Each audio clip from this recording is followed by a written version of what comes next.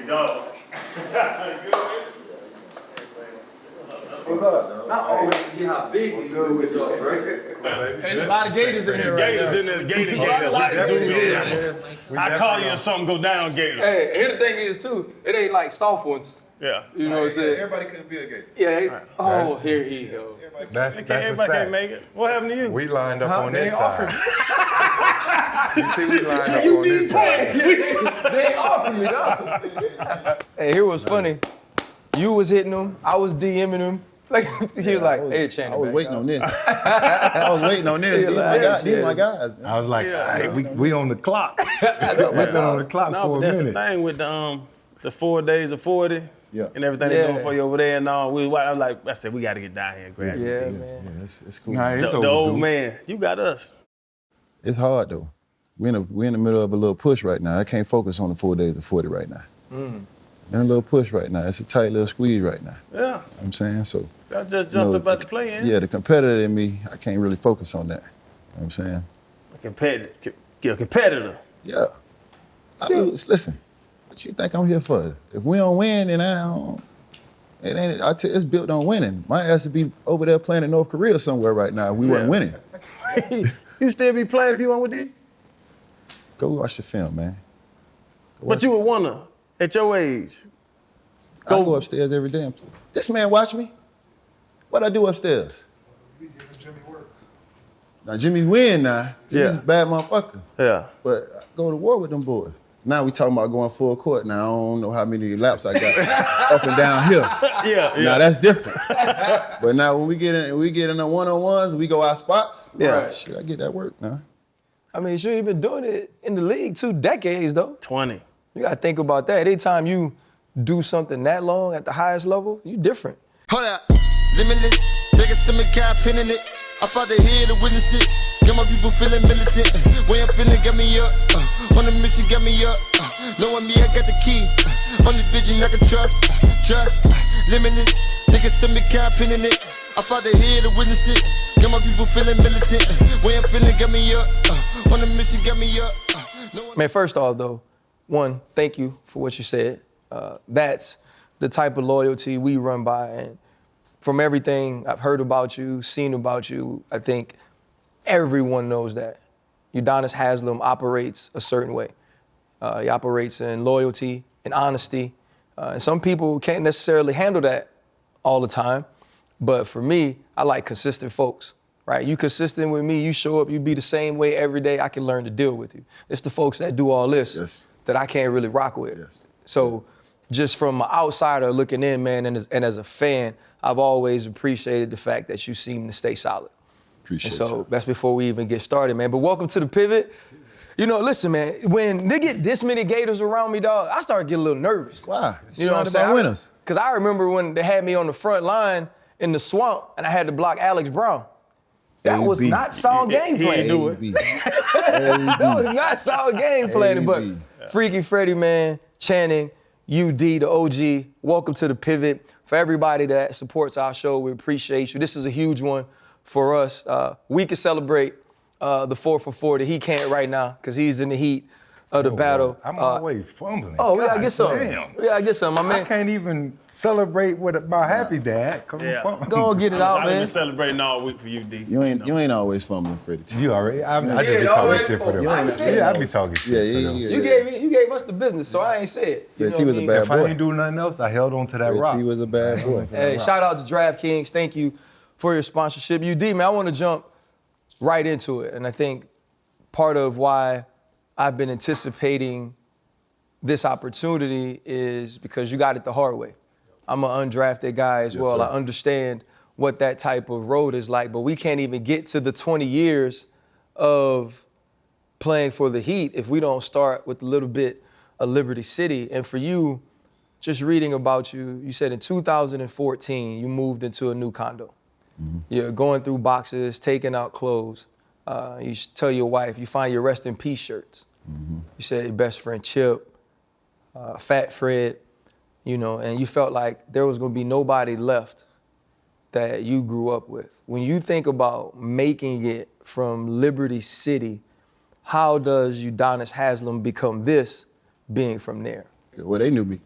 back then. So I think it was just the experiences. I had so many losses, bro. After you go through so many losses, bro, all you want to do is win. All you want to do is see the people around you win. You know what I'm saying? So for me, dealing with the loss of my homeboys, then I lost my grandma, I lost my granddaddy, I lost my old girl, I lost my old boy. You know what I'm saying? I lost my older brother. You know, these are losses that I'm having.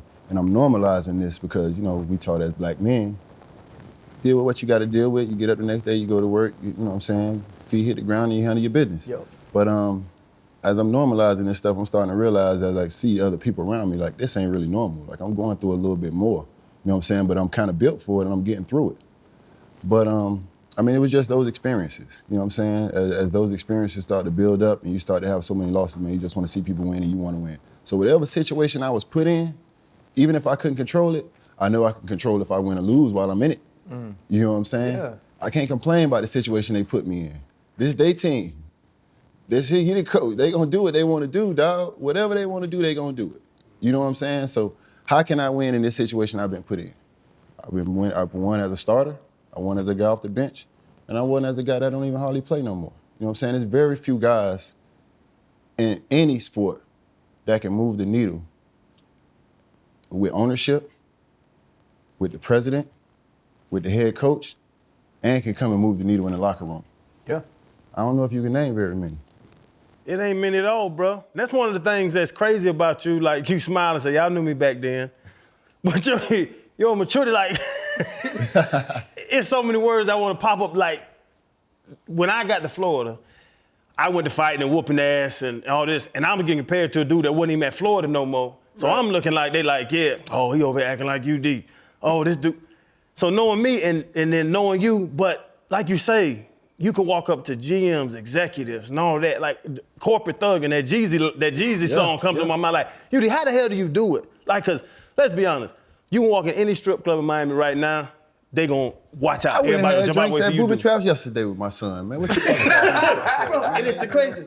Yeah, man, pull up, son. You know what I'm saying? I did a basketball camp, and I had a little bit of time, and one of the guys that worked for me, it was his birthday. So I said, man, let's go have a drink. Went to Booby Traps, had a drink, sat for 2 hours, and then I went home. And that's the thing. So I can walk in that same strip club. I can go in Booby Trap, they show me love. But I can't walk into no president. I can't go talk to Pat Riley. I don't have no decision maker. How did you, me and you came from the same type stuff.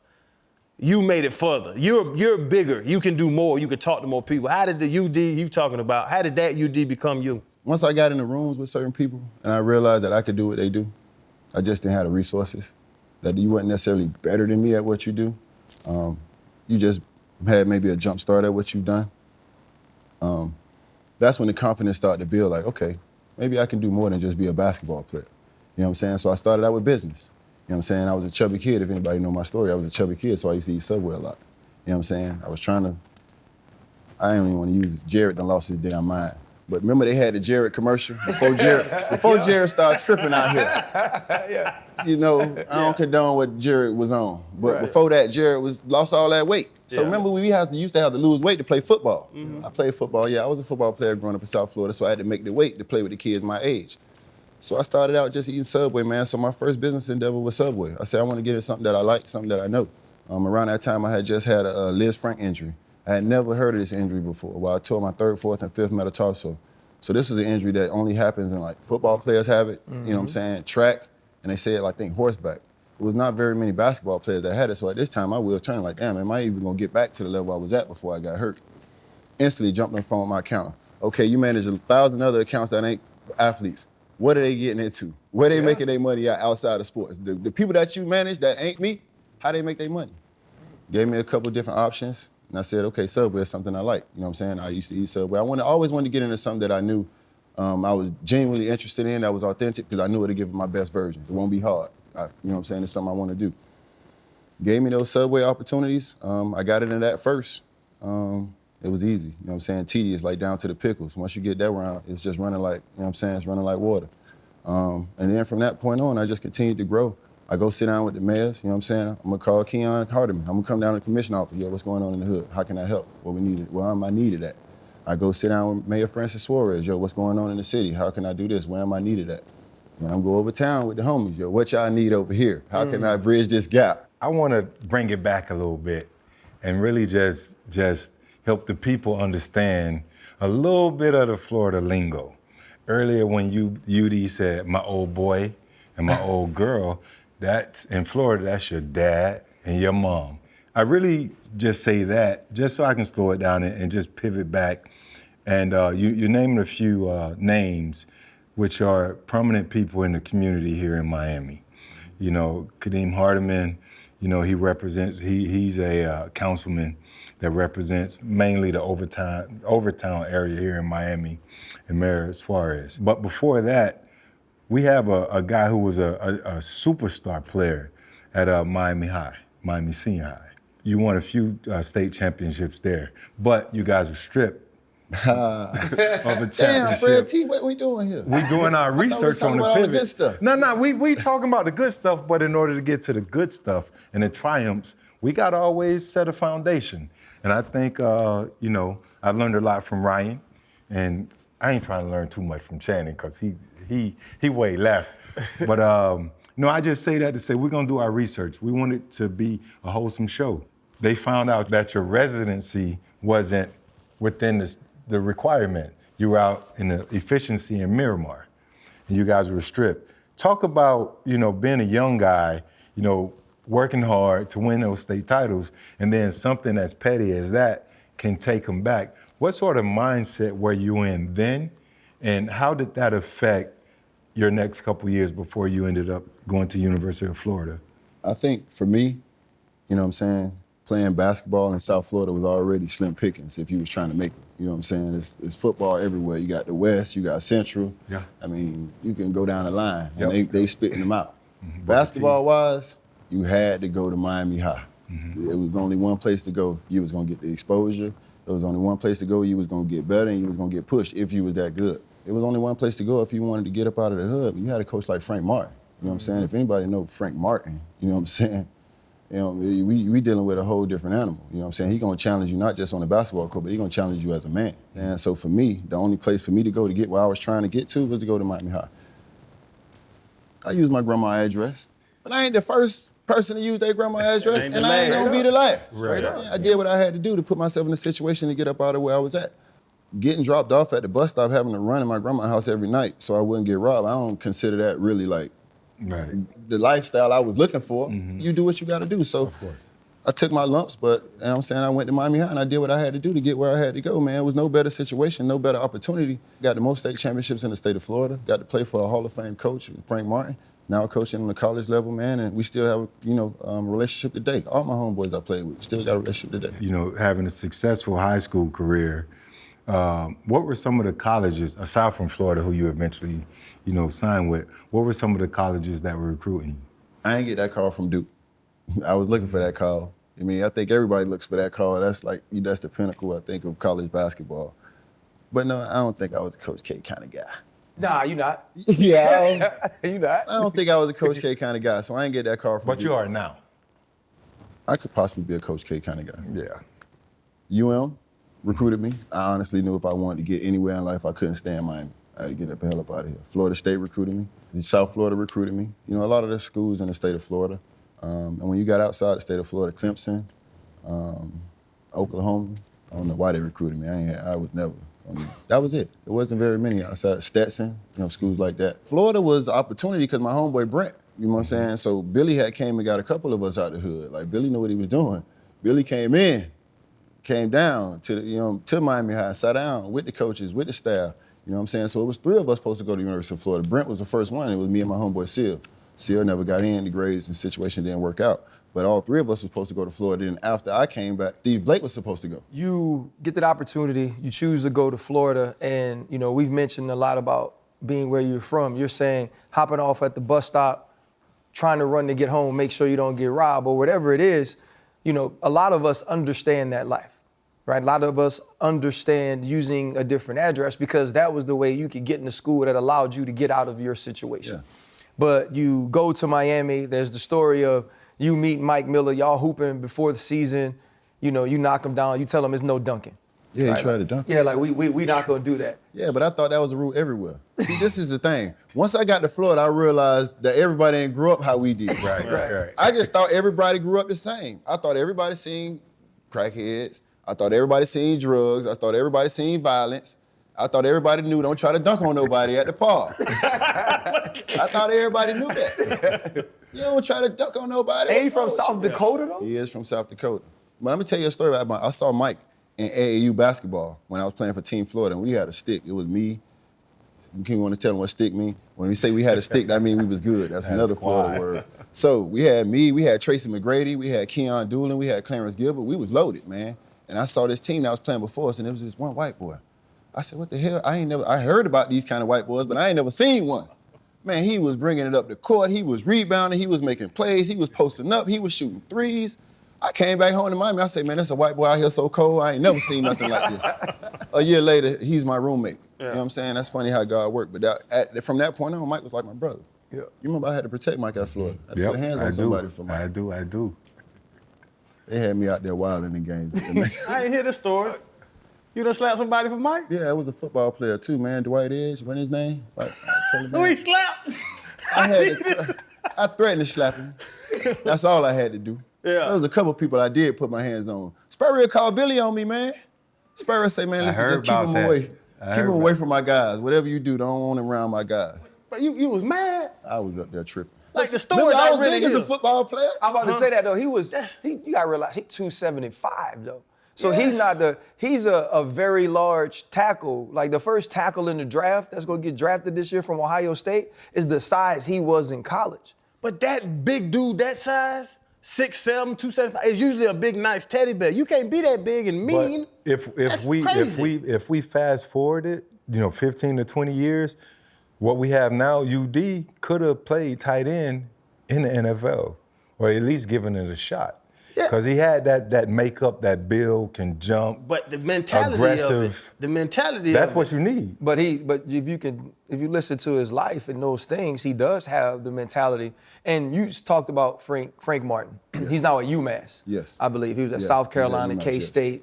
Him being your high school coach, I know that has to instill a certain thing. Should he enlisted a football player to come beat you, come hack you at practice? You read about that to get you tough. Y'all do y'all homework. And but the story I want to get to about Frank, it happens in Massachusetts as well, is you sitting down with him after not being drafted. All the things that you do in college, going to Final Fours, leading rebounder, you do all these things, and then 2 rounds go by in 2002 and you're not drafted. You're sitting with Frank Martin in Boston at lunch, and you tell him, I don't know what it is I could have done differently. I've played some of these guys. I've beaten some of these guys. And you threw was it a one-man Hennessy pity party? Yeah, one night I gave myself a pity party where I had a bottle of Hennessy and a box of Black & Milds. That was one night. That was the one night I gave myself to feel sorry for myself. And I got to it. I stayed on American time my whole time in France. So basically I stayed up at night and I took naps during the day. And I went on this crazy diet. And in my mindset that when I came back, I was just gonna be a different player. I think a lot of people make the mistake of saying, oh, he made a mistake, he made this mistake, he did this, he should have picked me. Yeah, I felt like that, but then at the end of the day, it don't matter how I feel. You know what I'm saying? Because how I feel didn't get me drafted. Mm-hmm. So I took a look at myself in the mirror and said, okay, what can I do differently? Now, with that being said, I still remember the coaches and the teams that lied and said they was gonna draft me. Mm. You know what I'm saying? I never forgot that. And I know their names, dog. Every chance I get, I put that thing on there. Yeah. Every chance. But you done played 20 years. You have revenge from 20 plus years ago? Yes. Why? Nate McMillan was the coach with Seattle, and he said he was going to draft me with his 2nd round pick. He took Reggie Evans. Now Reggie Evans is another Florida boy, and he my dog. Much respect and much love to Reggie Evans. But you didn't do what you told me you was going to do. But that goes back to your values and why your name is so clean on everywhere on the streets and the boardroom. I'm going to definitely do what I say I'm going to do. Every time. Every time. In doing what you say you're going to do, what it's 03, you get offered a contract, about $366,000 for a year. I talk about numbers in that way because these 2 men don't understand the undrafted process. Yes. The way that they see you, the way that even when you prove certain things, you still have to fight for a certain level of respect that's shown in money. Yes. That's shown in contracts. But you do get that contract. It's 5 weeks after Dwayne Wade is drafted to the Miami Heat. What was that rookie season like in building that relationship with someone you call a brother? So the thing with the Heat was, and that's how this business worked, they don't really want you till somebody else wants you. I was supposed to go to San Antonio. Okay. After I played with Miami Heat, I went to San Antonio. I had a great training summer league with San Antonio. They offered me a 1-year deal. The Heat comes back after they offer me a 1-year deal and say, okay, now we'll take them, and they offer me a 2-year deal. So that's how I end up with the $300,000 the first year and about $700,000 the second year. But me and Dwayne had so much in common. First of all, when he first came down, I don't know if y'all remember my homeboy Drac used to be with me in Gainesville all the time, troublemaker. But he used to be with me in Gainesville all the time. So my homeboy Drac said, man, y'all just drafted this kid out of Marquette that had a triple-double. Now, mind you, I was in France. I ain't seen none of this. I don't even know who the hell he talking about. You know what I'm saying? But as soon as I got a chance to meet Dwayne, I realized how much we had in common. Both of our mothers struggled with drug addiction, different things like that. You know, we both have fathers who came from an athletic background and played the game of basketball but didn't reach that level that they would like to reach to, but they kicked our ass to make sure we reached that level. And we both just had a lot of things in common. So, you know, when he came down, a quiet kid, man, and we were both just working out every day. You know what I'm saying? I think at that time, the training with the Heat was in the morning, you get up, you hit the track in the morning. So we was getting up, hitting the track in the morning. We'd go straight to the weight room. After the weight room, we had individual instructions, which was basically our workout. Then we'll eat lunch, we'll take a nap, and then we'll come back and work out again. And then we'll play pickup at Overtime Youth Center, at Zoe's Youth Center. So literally every day, that was me and Dwayne's schedule.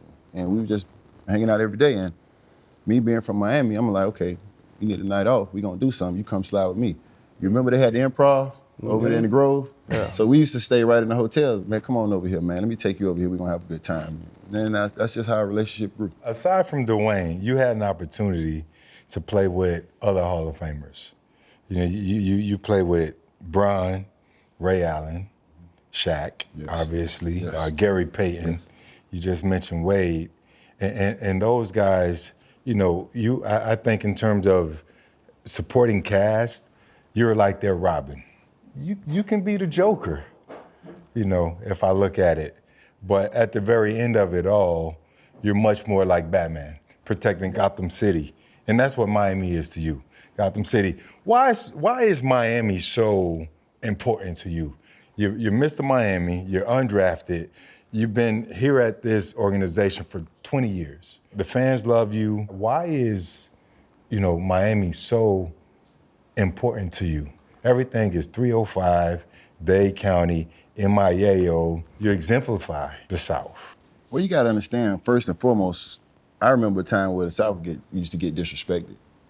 They ain't want to listen to our music. They ain't played our music in the clubs. Yep. I go somewhere to actually play Trick Daddy, and the DJ tell me get out his face. You know what I'm saying? So first and foremost, we got just a lot of pride, period, from coming from the 305 and being at the bottom of the map. You know what I'm saying? So that's just who we are and what we are. Secondly, I have had an opportunity to come to play with a lot of greatest players that ever played the game, but at the end of the day, you still coming to my city. Right. Whoever you are, as great as you are, you're coming to my city.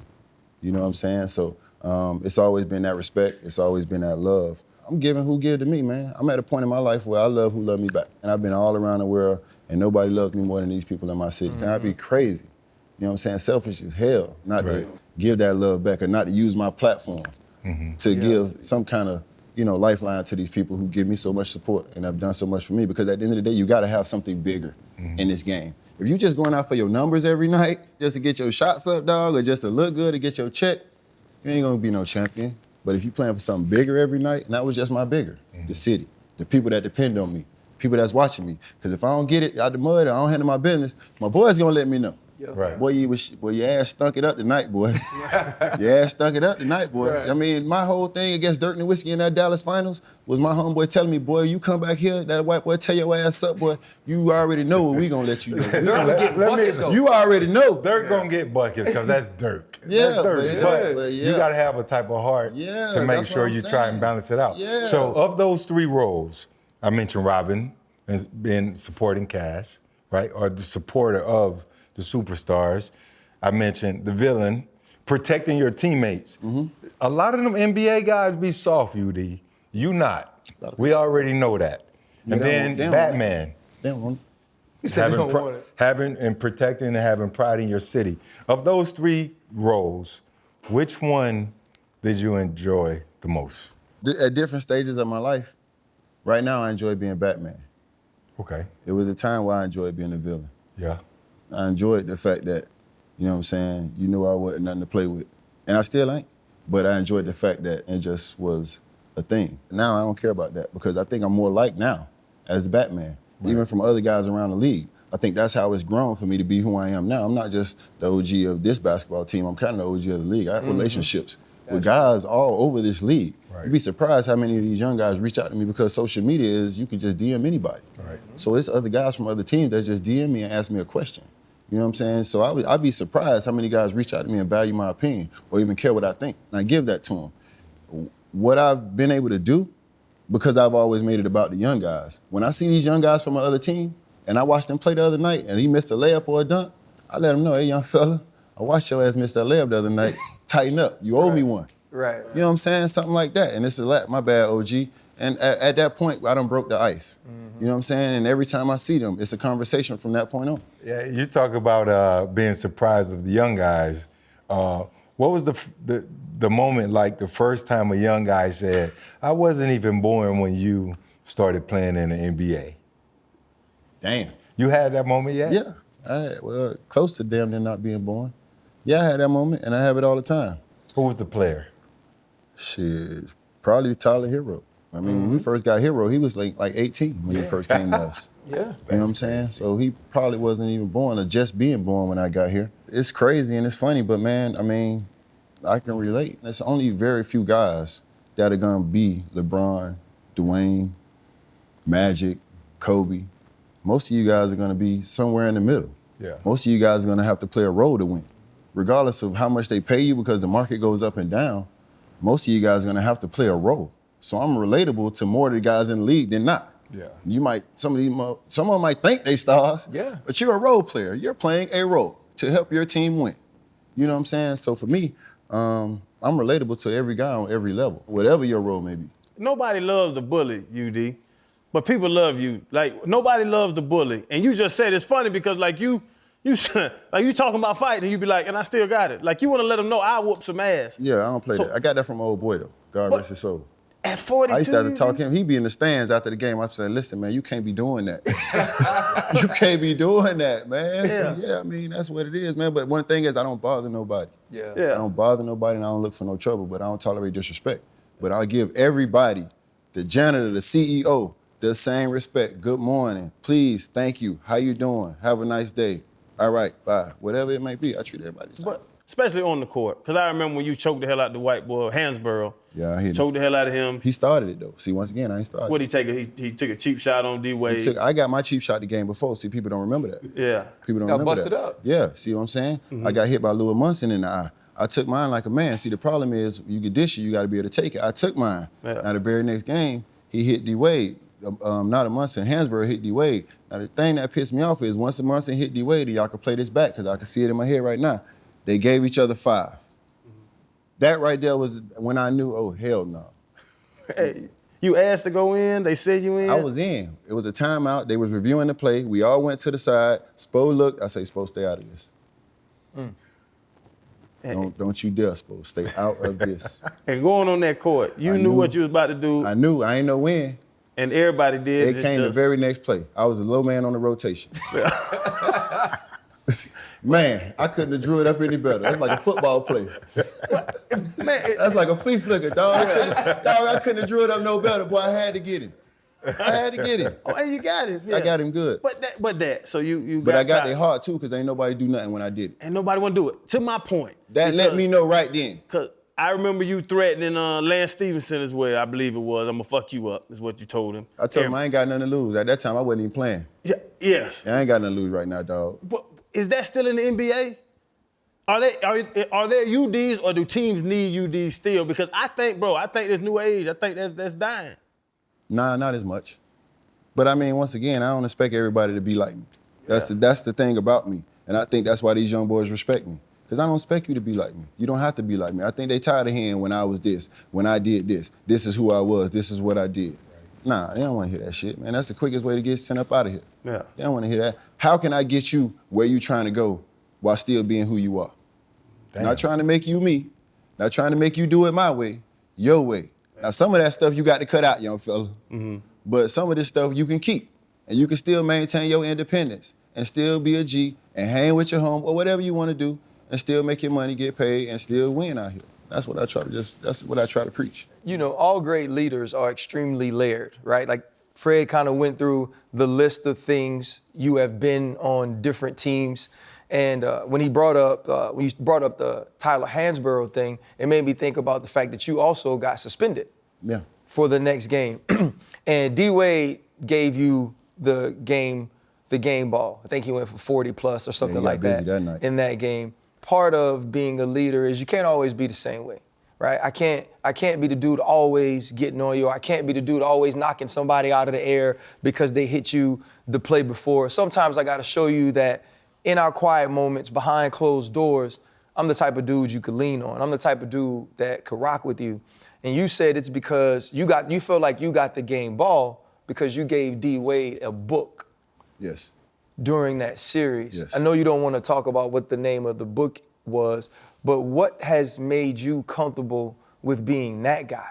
Being the guy that, when your moments are dark, it's not about playing basketball. This is about this human connection between you and I, and me being vulnerable enough to say, this helped me. Because at that time, I had been going through what I was going through. I had been dealing with stuff personally, you know what I'm saying? And I had this book written by T.D. Jakes that I was reading, and it helped me get some clarity. You know what I'm saying, with a lot of things personally. And I think we all know it's like if your mind ain't right, it's hard to go out there and perform at the highest level. It's already hard enough you're playing against some of the best athletes in the world. So if your mind ain't right up here, you're not going to perform at a high level. And D-Wade was struggling, his knee was bothering him. You know, people were questioning who he was and if he still got it. You know, at that time, Paul George was on the rise, and them boys was coming. They had a good squad. I just went by his room and said, man, this is something that I've been reading that's been helping me through my tough times. And I just left it with him. And I went back to my room, and that was it. When you share a moment like that with a player of Dwayne Wade's caliber, it says a lot about who you are, because it's not about how well we can play. It's about who you're going to have to be when you walk out of this arena, which in the end is what we all die as. For you to come from where you were growing up, to be the heavy kid, to be the kid that was pushed by Frank Martin, and he knew if you threw up, y'all had done enough. What are some of those moments throughout this process that you're most proud of, though? When I walked in the Heat organization, when I walked in that day to make that team, it was about 50 people, and they was only keeping one. So I always like to tell myself, if you lock me in a room with somebody long enough, I'm coming out. You know what I mean? And at that time, it was veteran guys there, guys that had NBA experience, but it was one play. We were going through a drill. Shot went up, hit the glass. Ball went towards half court. I chased the ball all the way to half court. Rouse blew the whistle, boom. He looked at me. I got spooked. Now, this is one man I was scared of. Not scared of nobody, but this is one man for 2 years I ain't say nothing to. Pat Riley? Pat Riley. He blew the whistle. He stopped. He looked at me. He said, well, why didn't you stop? I said, well, nobody had the rebound. And I said, I didn't blow the whistle. I said, I didn't hear a whistle. And he just looked at me, and he smiled. And I didn't know at that point, they looked at me as somebody different, because I was the only one that chased that damn ball to the whistle blew. Is that the Heat culture that people always talk about? Man, that's the UD coach. I was desperate, dog. You know what I'm saying? I was desperate. I had just been to Europe. Now, I had a contract to go back to Europe, so I had an out. If I make an NBA team, you let me out. But I didn't want to go back. And you gave me an opportunity to be in my city, at home. I was desperate, man. I would have did whatever I had to do. Outwork somebody? That's it? Shh, okay. That's it? Outwork him? It's just work, dog? Yeah. Come on, man. That's the thing about you I love the most. You know, your career is so unique, and we can get into numbers, you know, Heat records. You know, there have been so many greats. You talk about Zoe, you talk about Shaq, big men, you know, the Hall of Famers from this organization. But at the end of the day, you're the one with all of the records. And many people don't know that. And I don't want to go down that list, but it was something a moment ago that you mentioned after RC asked you a question about Dwayne in the book with T.D. Jakes. It made me think about Ja Morant, what he's going through as a young guy. I think it would benefit Ja to have somebody like you in the same locker room. You know what I'm saying? I would have loved to have a relationship with Ja. I know. I would have loved. I speak to his father, too. What would you tell Ja, after, the situation occurred a couple weeks ago, what would you tell Ja in the locker room when he returned? I understand where you come from. I understand your surroundings. I understand the pressure you might feel to keep it real, but keeping it real go wrong, dog. Yeah. You know what I'm saying? So I'm gonna show you how to move out here and still enjoy your life and still maintain your independence of who you are and what you are, but the right way, because there is a right way. You know what I'm saying? I haven't changed. I've altered things. I've altered my lifestyle. I've moved things around, shifted it a little bit, but I ain't changed, and I'm very happy with who I am today. So you can still live that life, you know what I'm saying, and still be who you are. You can't be street now. Right. You can be hood, but you can't be street. There's a difference. Right. Street, they thugging 24/7. They ain't cutting it off. Wow. Hood, you can tap in every now and then. See, but a lot of Hood, you can tap in every now and a then. lot of the young guys don't understand the difference between the street and the sidewalk. That's where they get it fucked up at. Yeah. You gotta walk on the sidewalk sometimes. It's a little slower pace. Yeah, you can't. ain't gonna get run over. No, listen. Yeah, you gotta stay out. You gotta stay out them streets now. Right. That's a whole different ballgame. I don't be in the streets. I don't do that. But how does a young dude get the respect that you got everywhere if he ain't out there? Because that's what they want. That's what they want. Nah, I used to be out there. I used to be out there. But you looking at somebody who also, all the homeboys that I was out there with, looking at me like, man, we happy we out of there. Because the game ain't the same no more out there, boy. Right. They playing by a whole different set of rules. Even the dudes I was growing up with that was out there looking at them young boys like, man, we don't want none of that. No, sir. We don't want to play with them young boys. Them young boys ain't playing out there. I was fortunate, man, but this time in this generation, it's too much going on. Right. There's way too much going on. You can't straddle those lines as much no more. I don't like to straddle the lines. UD, I think you mentioning the difference between our time of growing up and these boys. You even knew, like, there was a code to it. Yes. Right? Like, they understood who was street and who wasn't. They understood who was involved, right? Who was part of playing the game and who just lived in that environment. Those things have changed. Mm-hmm. And so when you are moving from successful hooper to successful businessman to father and to husband, and now you're trying to give back in the hood, whether it's through your foundation or the different things that you do, what are you trying to teach the next Udonis Haslem or the next person that's dealing with the things that you had to deal with in order to be here? To me, there's no love like the real love that I get. Not the corporate love, the love that I get of giving back to people. At this point, I've achieved it, RC, man. I got the rings. Yeah. I've gotten, the record, and I got a beautiful wife. I got an amazing family. I can't complain, though. I got businesses. You know what I'm saying? I've pretty much touched everything across the board. I like to call myself the octopus hustler. Like, if it's out here, I'm grabbing for it, dog. Like, where it's at? Like, what's next? But there's nothing that gives me joy. There's nothing that fulfills me more than, like, taking care of these people. I got 2 affordable housing projects. I got one in Wynwood. I got one in North Miami. Those are the things that I'm most proud about. You know what I'm saying? The rings, I love them. I'm so appreciative. Thank God. It's a blessing. You know what I'm saying? It's only very few times you get to say you're the best in the world at anything and really be the best. Yeah. I can say that 3 times.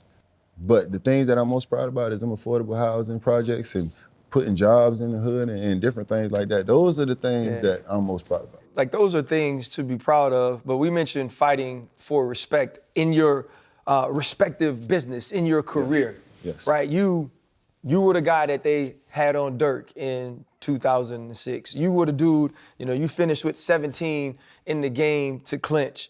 But here comes the big 3. Like, this is, it's all eyes on Miami. And I remember the press conference. The arena was lit up. It was people everywhere. It was like a dang party, but they just had on tank tops and shorts. Yeah. Right? And it was, we ain't gonna win 1, it's 2, 3. Yeah. Udonis Haslem is not there. Yeah. I didn't see you on the side. I didn't see you in the back. They didn't put you in the jersey, but this was your city. This was a team you had gave blood, sweat, and tears to in order to get them to win the championship they had.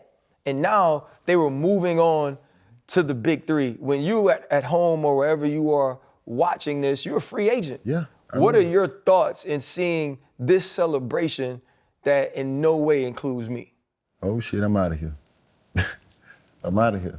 You know what I'm saying? Because I know how the numbers work. I know how the money work. You know what I'm saying? I know what those guys' value was. I know what they worth at that time. And I'm thinking, okay, it's time to move on. The story is I was on my way down to the arena to personally look Rouse in the eye and say thank you. Because when nobody else believed and nobody else gave me an opportunity, you did. And because of that, I have other opportunities now. As I'm getting off the expressway, I get a call from my agent, the late Henry Thomas. Where you at? I'm headed to the arena to go see Rouse. Okay, don't go in the arena yet. Just wait a second before you go. Okay, I get to the arena, I pull in, I sit in my car for like 10 minutes. I get a call back from Hank. We got a deal on the table. It's not what you were offered before, but it's good money. So now, just for the record, I was offered like around 35. The Heat only had 20. But the fact that Braun, CB, and D-Wade all collabed to take less money, to make that 20 available for me, it said enough. Because they didn't have to do that. Dwayne understood. Braun and CB don't know me from a can of paint. Right. You know what I'm saying? They ain't never played with me. They don't know nothing about me. But the fact that they was able to say, okay, cool, we need him. We need him to win. That let me know I got to get them boys their money's worth. Right. I got to give them their money's worth. And they trust that on Wade? They took that on D-Wade's face. See, these are the stories that we love, obviously, but you don't hear about, you know. And, you know, I got a story. I always come from out of bounds sometimes. Come on with it. Judy. You know, I was sitting there behind the bench, season ticket holder, and I heard rumors that Braun was coming. So my tickets went from $40,000 a year to $92,000. Same seats. Damn. Yeah, they cut me bad. They cut me real bad. He enjoy watching you, bro. Hey, they cut me real bad. But these are the things that, you know, the fans and the outsiders, we don't get an opportunity to partake in. But it's a lot of sacrifice, you know, behind the scenes that go into play. You know, otherwise some of our, you know, guys that we root for wouldn't necessarily be on a roster to root for them the next season. So I thought that was, you know, very sacrificial of Fred, Wade. The sacrifice is cool too, but I just heard this man say he gave up $15 million. That was the second time. I know, I was gonna ask that too. Second time. I was going there. This is crazy. Because as a younger player, you don't think that way. As an OG now, you can say, okay, I can chop it up. Fred, I'm not giving up $15 million at 90 years old. We know you not. One thing I was always self-aware. I always knew who I was and what I was. So at that time, the first contract, it was offered from Denver. I got 33 from the Heat. Denver offered me 40. I just didn't think I was a good fit for Denver. I just didn't think I could fit there. You can really take the money out of Yeah, I did. I had to. Because at that time, you ain't looking at Evolve UD. You looking at UD that fucked the whole locker room up. Okay. So I can't go there. Yeah. That wasn't for me at that time. I know that wasn't a place for me. Yeah. You know what I'm saying? So I needed to stay in Miami. You know what I'm saying? I could look at rosters, I could look at players, I could look at situations and say, okay, this ain't the place for me. I can't go there. So I knew the best place for me at that time, even though it was less money, was in Miami. Now, the second time I took less money, Dallas was on the table. No state taxes, just like Florida. Dirk over there, Mark Cuban take care of his people. Yeah. I'm looking at that like that's a great situation. But shit, we got to play Braun and D-Wade and CB every year if we want to win something. Right. I'm going to go ahead and stay over here. This is my best chance to win these championships. With that being said, I got to get these boys their money worth because they're depending on me. Mm-hmm. And they ain't ever, this another rumor quickly. That time, those times, all the money you sacrifice, that the Heat organization, somebody in there, if it's Pat, if it's somebody, they was like, we're always going to watch out for you. When they saw your sacrifice, that the Heat organization got your back, and I'll be honest with you, right now, it sure as hell seemed like it. Because you could play for 10 more years, I think, and they let you sit at the end of that bench and hang out and BS. Well, the thing is, I got to move the needle. You know what I'm saying? Like, if you look at it, the 15th player on any roster never plays anyway, no matter what. No matter who you got on your roster, the 15th player never plays. Mm-hmm. You know what I'm saying? So if you look at it, people always want to say he taking them a spot, they got a guy who can play. A 15th player ain't playing on nobody's roster.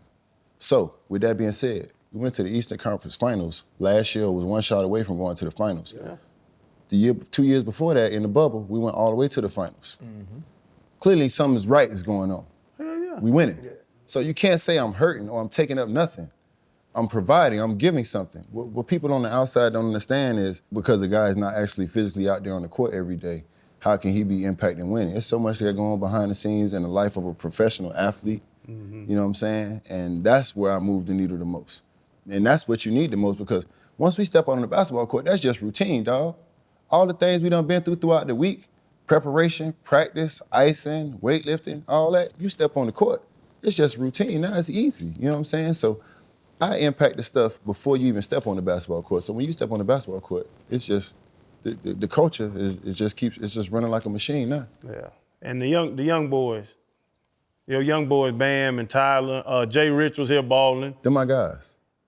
Did that have something to do with you? I don't want to say you taking credit for it, but y'all have had a lot of successful draft picks with the Miami Heat, and you the guy behind the scenes. My position in every player that walks in his locker room's life, I take a position in their life and their career. You got veterans that might come in, and it's how can you get comfortable with our culture? Because we ain't for everybody. It's a little different down here. You got young guys that come in, and I'm gonna let you know, if you undrafted, you ain't got no gray area. You don't got no room for messing up and this, that, and the third. We gonna get it out the mud. You gonna be here. This is what you gonna do. When you mess up in practice, I'm gonna get on you. I don't care who messed up. The first round pick messed up. I don't give a damn what he did. You don't have that luxury. Yeah, that's You real. don't have that luxury. And then when the young guys come in like Bam or Tyler, I let them know, hey kid, I seen you in college. I understood what you did in college. You're a hell of a basketball player. I started to build that relationship with them.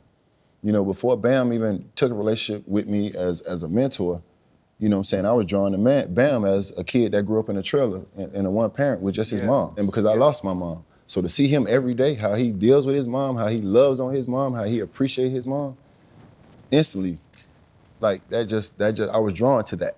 You know what I'm saying? Because often when you get out here and you get that money, man, you forget, you know what I'm saying, you out here moving. Why is that important? That's real.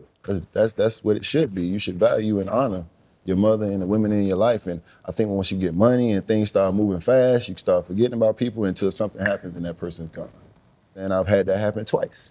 And when I lost my mother, you never could have told me 12 years later, I'm gonna deal with the same thing again. And here I am dealing with it again. So for me, man, to watch him value his mother like that, there's no woman, you know what I'm saying, at this time in his life, that he values, honors the way he values his mother. So I just love to see how he interacts with his mother. Tyler Hero came in here, man, from Kentucky, and I understood everything about him as a basketball player because I watched him before he got here. So as soon as he got here, I told him I knew his game. You know what I'm saying? I told him, I was like, to me, you could be like a version of a D book for us. You know what I'm saying? I seen your game. I seen what you could do. But can you guard somebody? Now this is what we got to work on. Before I did that, I gave him his praise and told him the good things about him. You know what I'm saying? And built that relationship with him. I asked him about his dad, I asked him about his parents. I talked that talk with him. Now you trust me. Now you understand that I value you as a human being. Now let's get to the basketball talk and I'm gonna be real with you. These kids are different, right? But I'm listening to you. Every great coach I've ever played for has basically lived by one principle. I'm gonna treat everybody fair, but I'm not gonna treat everybody the same. Because you actually can't. There's some people you could cuss, you could scream at, you could get in their face, and they could deal with it and move right on. And then there's other dudes you gotta be like, hey man, like you said, and I'm not saying Tyler's this way, but I'm not gonna come right at you about what you need to fix. Yes.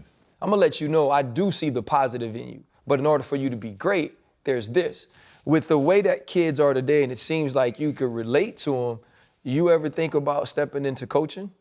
So I think, you know, for me, the good thing about every leader is you gotta understand everybody's motivated differently, and then you gotta understand how to push their button.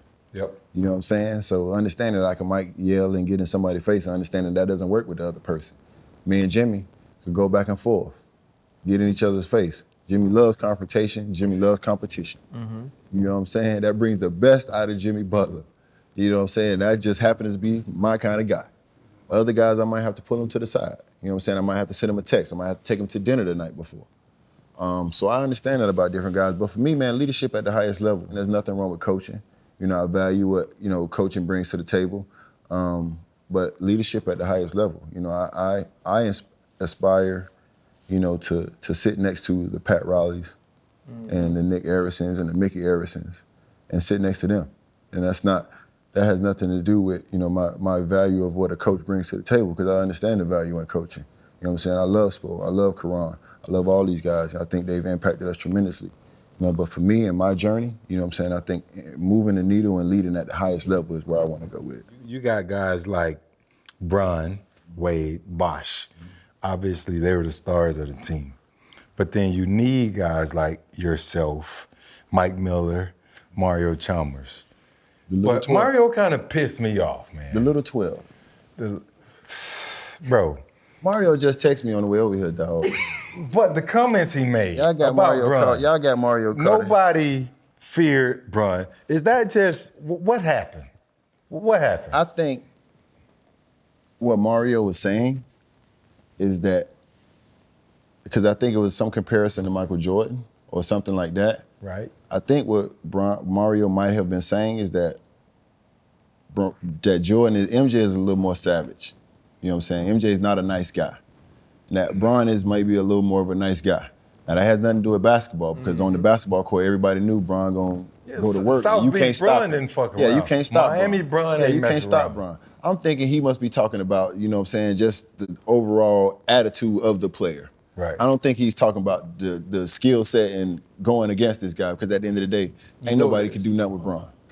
Ain't nobody can do nothing with Braun. You got to know when you lose, you definitely losing sleep the night before you play Hell Braun. yeah. Yeah, on You basketball. definitely. So I'm thinking he talking about just the personalities of these players. Because we know Braun ain't hitting Braun ain't fighting nobody. Yeah, I've watched him during fights. He But that backs ain't up the whole time. fear he talking about. That's what I'm saying when UD saying. I'm thinking he that's can't what- be talking about on the court. he So I couldn't have took been it as talking about like, Though, I think What are you nobody- talking about? here is like the reason there is no argument for this is, one, UD's absolutely right. We all got eyes. When Braun locked in, ain't nothing you could do. And there ain't been nothing you could do for the Just his last presence. 18 Locked in or years. not. But we also have to remember this. As Braun was named and acclaimed by the media King James, there were people, some of the greatest basketball players in the world, that called the man Black Jesus. When you explain it with the facts of what history says and you don't put your opinion on it, it's actually very easy, right? When you look at the people who were tasked to step on the court with Michael Jordan, they saw him that way. You know what I mean? It's not like saying we don't think Braun could play or Braun won't fight, man. It's basketball. It's like 3 dudes in the world that's ever been like him in our era. And then in the other era, it was different. The difference between Michael Jordan was he would fight too. And so I think it's the way he was viewed and perceived by those people, because during his time, nobody had all that. You'd have had that level of skill, that level of competitiveness, and that level of dog. Yeah, and I get on you if you tripping. Yeah. But what if I'm not mistaken, as the conversation went on, Mario did say, I don't know why they wasn't scared of Braun. He did say that, right? Yeah. So he was saying like they should have been, but for whatever reason they weren't. And I think that was just based off the personalities of the people. I agree with that. Just trying to back it out, I think if Mario had been on the other side, it's a different perspective. You know, he can actually be in the locker room with those guys as they get ready to face Braun. First of all, so technically, he can't make that I'm just statement, trying to clean right? it up. I wouldn't have said that. That's what I'm. Look, a good teammate. Yeah, I'm just that's trying, what I'm trying to say. Man, I'm just trying to clean it up. Now, I wouldn't have said it. That's 'Cause what I don't know I'm what the trying hell to they say, feel because like over there. I know you what I can't- would have felt. You cannot Yeah, I would have been up all night worried about guarding this necessarily. man. You know what I'm can't saying? make that statement, regardless of if you're trying to say, well, I grew up loving MJ, so I've heard other guys say they were scared of Mike. Just say that. Mike's your favorite guy. But as a teammate, you can't say, well, my teammate, nobody feared my teammate. In my opinion, and this is not you, I'm saying, one, I wouldn't have said that if I was Mario. And on the other side, I'm trying to give him an out. I think what people don't I'm understand. trying to give him an out. Man, listen, man. The one thing about it, 2 things for sure. The reason why I came on this podcast, because I got respect for y'all. I respect Always y'all. will, you know that. what I'm Appreciate saying? that. But I think, you know what I'm saying, sometimes people get on podcasts and they feel like they gotta answer a question. Yeah. You don't gotta answer the question if you don't Nothing. want to, dog. That's real. Like, you know what I'm saying? You could say no. Yeah. Or just be like, nah, I'm cool on that. Yep. If you don't want to touch that. You know what I'm saying? I don't think, unless he said people fear Braun, any other answer would have been wrong. Right. Yep. No matter what. I agree. That's a Because fact. even if I could sit here and articulate it and try to break it down, you know what I'm saying? Somebody could still feel away. You know what I'm saying? But at the end of the day, I know how I feel about Braun, and I know what type of basketball player Braun is. But I also understand how people looked at MJ. You know what I'm saying? Like, MJ put them hands on you. Yeah. Like, MJ was a savage. Yeah. You know what I'm saying? It was win, like, at all costs. Like, it was kind of like, God bless the dead to Kobe. Like, yo, listen, Yeah, same thing. ain't nobody playing with you. You know what I'm saying? We ain't got time for that soft shit, boy. Yep. Like, you better come contribute to winning. If you're not, if you're not an asset, you're a liability. Either you're gonna be one or the other. We recently dropped Tyronn Lue, and what he said was Kobe and Mike was the same cat. Yeah. Like, they didn't take no shortcuts. They wanted to kill you, drop 50 every night. They didn't necessarily care to get the guys involved, but on the flip side, Braun wanted 30, 10, and 10 because he wanted to involve his guys. And I think people take that for granted when you talk about LeBron. You know, Braun knows what he brings to the table. Man, let me tell you something about this man. I seen this man work on a move one day in practice for 10 minutes. And the man used the damn move against the Knicks in like the first or second round. I couldn't remember. The man used the damn move against the Knicks about 10 times like he had been doing it his whole life. And it was, boom, every time he scored. It was coming across the lane, going to his left, coming off his right foot, shooting that jumper. Yeah. Man, the man worked on him for 10 minutes, and the man tore the people ass up with the same move against the Knicks in the first round. Man, ain't nobody stopping that man. See? Now, at the end of the day, you can sit there and be like, okay, I could try to contain or whatever you want to try to do, but you ain't gonna stop him. Yeah. You know what I'm saying? If he chooses to go for it, he gonna go for it. But yes, he is a very unselfish basketball player. Right. He's a very intelligent basketball player. Yes. Can't be a person that doesn't be able to approach the game mentally. You know what I'm saying? He don't go for that. That drive Braun crazy. You don't know the game, you can't keep up with him mentally, that's it. It was times where Braun would come in and we'll be going down the court and he'll say, don't worry about that. Don't look over there, just look at me. Don't look at Spo. And there was no disrespect to Spo, but we out here. I got it. Just look, follow me. That was gonna be my next question, have something to do with that, with Spo. And you talking about playing with LeBron, who won 2 best player of all time, whatever you want to say. He one of the top players ever to touch a damn basketball. But you also got Wade and CB on there, Hall of Famers. Is it hard to win? Like these big threes, Boston big three, everybody want to put a big three together. You was on the big three. They give credit to the coaches because they say they manage the personalities. Bro, is it that hard to win when you have 3 Hall of Famers out there starting every night? Yeah, because you got to put it together and make it work. And somebody got to sacrifice. You know what I'm saying? I think a lot of people didn't give Chris Bosh the credit that he was due for how he made it all work. Yeah. Because if you look at the games when LeBron and D-Wade was out, CB was going for 30 pieces, easy, in his sleep. I don't think if people gave Chris Bosh the credit that he was due for the sacrifice that he made every night to make the big 3 go together. But hell yeah, man, you got to be a good coach. Spo got 700 of them things. Yeah. 700 of them things now. You don't get the big 3 wasn't here for 700. And he's been back though. But Shaq and Wade were here too, your first championship. Like, I suppose a Hall of Famer too. Pat coached the first championship. But he leading up, and that's another thing. That was from Van Gundy to Pat. Mm-hmm. And then when early on, Braun wanted Pat to come back. Yeah. No. That was the story. That was the story. That's what they said. And then Pat being with Spo so long, everybody, I guess it's crazy to say this counts what Spo's done because Pat Riley's been there his whole career. Yeah, they tripping. Spo one of the best that ever do it, hands down. And the fact that he doesn't rest on the success that he's had, he continues to evolve every year. And one thing I can say about Spo is he has true compassion for the players, which is something that you don't always have in this league. And I've watched Spo going above and beyond to help people outside the game of basketball. And that's kind of where the culture comes in, of who we are and what we are. I think people look at the culture and they just think that, you know what I'm saying, it's just words or it's just a phrase that we use. But the culture is real because we really look out for each other outside the game of basketball. And that's one thing that Spo has done. And when you look at guys that have the relationship with Spo, like Dwayne comes back and sits down with Spo and Chris comes back and sits down with Spo, it's because of the relationship we build. It's not always based on basketball. You know what I'm saying? We all play basketball with a lot of coaches and a lot of people we don't keep in touch with. Yep. Spo has been there for each and every one of us at some point. You did. Speaking about people being there for you, you mentioned your mom and then losing your father years later. you know, when you see somebody on TV, like you always look so intense, but you're cool as hell and you're positive. You're extremely positive. The one thing that caught me that you said is that it took a village to raise Udonis Haslem. And you talked about your father, your stepmom, your siblings, your step-siblings, all of that. But your mom was taken from you, or your mom got sick when y'all were just developing a relationship.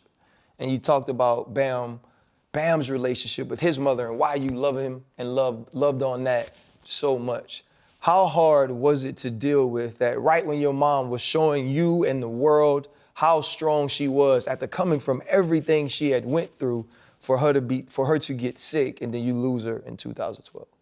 That was the toughest thing I ever had to deal with at that time. At that time, that was tough. Because I didn't have my mom around during high school. I didn't have my mom around as a kid. I think we all need that nurturing. You know what I'm saying? We all want our mother around. My stepmother is great. I love her to death. But Barbara Wooten is more so, you're a black man in America. This how I got to raise you. My mother was a little more of a nurturer. You know what I'm saying? So to not really have that nurturing early on, I think it was a gift and a curse, because I was able to endure so much later on in life. I definitely struggled with that. I think it was a situation where that was the first time I looked at, you know, things around me and say, okay, if something ever happens to me, you know what I'm saying, let me have my ducks in a row, because I didn't know what to do. I didn't know how my mom wanted to be buried. I didn't know, you know what I'm saying, if she wanted to be cremated. You know what I'm saying, you got family members and everybody has an opinion. So I think that was the first time in my life where I said, man, death is real. I mean, let me start getting my ducks in a row. Let me get a will. Mm-hmm. You know what I'm saying? Let me start doing these things, because if something happens to me, I think the people around me need to know what to do and where to start, because I had no clue where to start. And you talk about the Evolve UD, and we laugh for over an hour now. We all knew each other from way back. This 20 plus years. Freddie T with the goals. They had the slugs. Freddie T with the slug. I had the slugs, Freddie baby. T with the slug. Yes, sir. Fred used to come back to Gainesville and buy us sections in the Palace and then leave just to get a young dudes a couple bottles. That's crazy. That's how far we go back. University. You've said it a couple times. You've thought about. You've insinuated a couple times. The new UD, the Evolve UD. Who is that, and why did you have? What made it? What catalyzed it? Because it was something that made you say I need to change. Man, when my agent Henry Thomas Hank passed away, I couldn't trust nobody else with my future in my life no more. And I had to take it in my own hands.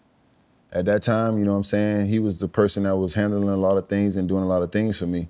And when he passed away, I had nobody. You know what I'm saying? I had my business manager, and we had built the relationship, but as far as like going out and working for me and doing different things, there was nobody there. So I told my business manager, I said, listen, we got to build our own team. And I need people that value me and the things that I want to do and value those things just as important as I do. And I got to trust that when I'm asleep, they working for me. You know what I'm saying? That they value my family just as much as I value my family. Because once my agent passed away, you start to realize, man, like, you know, like nobody there for you. You know what I'm saying? You can get another agent, but does he know you? Does he value you? You know, does he care about the same things you care about? So I think that was the point in my life where I realized I got to take my life into my own hands. And I can't trust nobody else with my life right now. I've come too far with Hank. For me to try to build that trust and that bank that equity with somebody else right now in my career, the trust that they gonna handle my family and take care of my family and make sure that they gonna make sure we good, I ain't had that trust in nobody. So I told my business manager, we gonna do it ourselves. At this stage, I don't have no agent. You know what I'm saying? I sit down with Hank, with the Heat and the organization, and we negotiate and we have our conversations. And everything we've done, from the affordable housing to the medical marijuana to the franchises, we do on our own. We ain't no agent. I got a lawyer, I got a team, and I got a business manager. We've seen so much. We've seen legends come through here. You talk about Shaq, you know, D-Wade, Braun, you know, the Gary Paytons of the world, the Chris Boshes, White Chocolate, J. Will, Go Gators. Another Gator. Another Gator. We've seen those type of players come through here. Then we've seen, you know, guys, you know, actually rarely, guys like yourself. You know, your career has been so unique, undrafted, you know, 20 plus years, three rings. Do you think that, you know, from the time you started till now, could have ever scripted this any better way? Nah, bro. I couldn't have. But what I did every day, I stayed away from the foolishness, the sucker shit, man. I don't condone sucker shit. I don't do sucker shit, and I stay away from sucker shit. Ain't did everything right. But I managed to do that. And it's brought me to this point, man. You treat people the right way, man. You know what I'm saying? You move the right way. You handle yourself the right way, and good things happen to you. Yeah, I've been through some shit. I had my ups and downs. I had my losses. But for the most part, man, I've been blessed. And I treat people, how I handle myself, how I move out here, you know what I'm saying? I give people the same respect that I want, you know what I'm saying? It's just old school values, bro. And like I said, I think that's why the young generation value me so much. I'm not gonna try to tell you about what you should do and how you should do it. I'm gonna take what you do, and I'm gonna tell you how you can use what you do to get where you're trying to go. 20 years, you've seen a lot of legends, and not just good players come through, but legends, iconic players. And I mentioned a few of them a moment ago. 2 questions. Who's been your favorite teammate, and who's been the most talented teammate in your tenure with the Miami Heat? My favorite teammate is D-Wade, obviously, my brother, you know what I'm saying? My brother. And the most talented is Braun. Like I told you, I seen this man work on a move for 10 minutes and light somebody's ass up. 10 minutes, dog, and went out there in the first round and touched their ass with the move. It's like I ain't never seen that. It's times, dog, let me tell you, it was times in practice where this man would do something and everybody in practice would just stop. Wow. Sorry, we got D-Wade, we got Chris Bosh, we got Ray Allen, we got some hell of high, we have some ball players. And everybody looking at this dude like, here he go with this shit. he know nobody can't do that shit. And he jogging back and everybody like, get your ass out of here, man. Like you know you the only one in here can do that. Yeah. Who's been the most dominant teammate? Is it Shaq? The most dominant here has been class Shaq. clown or whatever you want. The most dominant and the most influential is Shaq. Why you say that?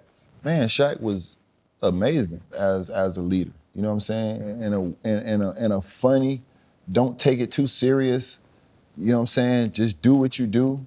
Always believe in yourself type way. You know what I'm saying? And also, he told me and D-Wade after that first championship, if we win, we'll get Bentleys. We didn't get our Bentleys, but we won. We won. Big fella hit us with that. Me and D-Wade say, man, listen, man, we win this championship, well, I'm buying y'all boys Bentleys. But we went and got that thing. But guess what? We went and bought our own Bentleys. That bonus was tight. That bonus was right. He had the blue and I had the black. You bring up D-Wade, I got my lead I see you. Where you get them from, man? I ain't got them. I ain't got them. He gave you those? D-Wade we gave got me a couple. these. We hollered at him and he said, I'm gonna send y'all the package. Just like you said, Shaq lied to you. Yeah. I thought D-Wade was lying to me. Oh, thank you so much, brother. I ain't even got those. Horrible boss. Yeah, you a leading athlete though. Yeah, I know. I ain't got them. Send me some of them then, man. But no, to basketball now, man. We got to ask you, who you got winning the MVP? Who's the best player right now in the league? Who you got winning it all? Joel Embiid. Is the best player in the NBA? Or Udonis. Wow. This year? You got to go with one of them. This man, Udonis ain't missed a shot the other night. Didn't he just go through a game where he just ain't missed a shot? 100%. That's ridiculous. And then Joel Embiid, you got somebody 7 foot out there crossing over and then hitting you with the step back. Like, you don't supposed to be doing that. Yeah. Not at 7 feet.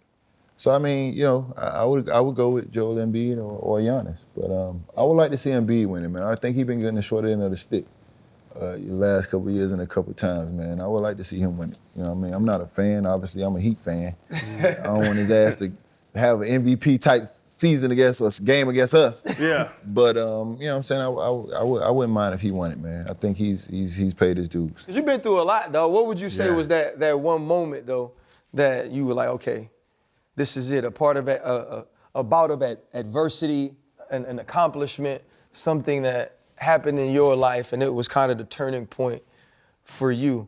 I would probably say losing my father. Losing my father, because at that point I had endured so much, I had normalized so much. When I lost my father was the first time I actually sought out for therapy. It's the first time I went and got a therapist. It was the first time I felt like I needed to talk to somebody about all the stuff that had been going on. You know what I'm saying? Up until that point, it was like, you know, bury your mom, go to the funeral, get back to work. You know, bury your bury your granddaddy, you know, go to the funeral, go back to work. You know, bury your homeboy, go to the funeral, go back to work. You know what I'm saying? That was what it was. And when I lost my pops, I think everything caught up at once. And that's when I really needed to seek somebody to just talk to. And I think that was the thing that, you know what I'm saying, probably made the biggest difference because we all know life is about balance. You know what I'm saying? You gotta even it out. You get too much of the bullshit, you're gonna tip over. You might not get back up. So at that point, you know, I think that was a pivot in my life where I was vulnerable enough to say, yo, I need to talk to somebody about what's going on or what I've endured. You know, it's crazy. When we were talking earlier, and we speak about it all the time, and Freddie T is a big proponent of therapy, but I always said, like, I was taught, one, that depression or sadness wasn't necessarily an illness that black people could afford, and black men. And you were told that you do just push through, that nobody cares about your problems. Some people happy that you have them. And it does take something like what you went through. Think about all the stuff you mentioned, burying this person, going through that. And it wasn't until that happened where you were finally like, yeah, I'm gonna go talk to somebody. It all caught up then, you know? Yeah. And at that point in your life, 40 years old. Thank God I had the resources. You know? The know, you know what I'm saying, to pick up the phone and be able to call somebody because everybody don't have the resources. Some people don't know who to call, you know what I'm saying? And they just internalize it and try to normalize it. And like I said, if I didn't have the resources and the platform that I had at that time when it all caught up with me, it could have been a tough situation for me because like I said, it all hit at once. My mom's death hit, you know, Fat Frank, you know, Lil Malcolm, Chip, like I think everything hit at once. Weird, I don't know why, but it all hit at once. And at that time, I was like, yeah, I gotta go sit down with somebody. And do you preach that a lot? That concept, because you being the tough guy you are, and like you just said, it's showing your vulnerability, man. I know it, but that surprised me, man, and that's just awesome that you just say it like, I had to get vulnerable. Hell yeah. I tell all my guys, boy, if you need to talk to somebody, don't feel ashamed. Mm-hmm. You can talk to me, obviously, but if there's something more, yeah, man, yeah, for sure. That ain't tough. No, man, you got to tap in, man. You got to do that for us to be the best version of ourselves out here with everything going on. Because the thing about it in life is, it's so much that you're not gonna be able to control that's gonna come and hit you. The things that you can control, you gotta control those. But the things that you can't control, that's probably 70% of life.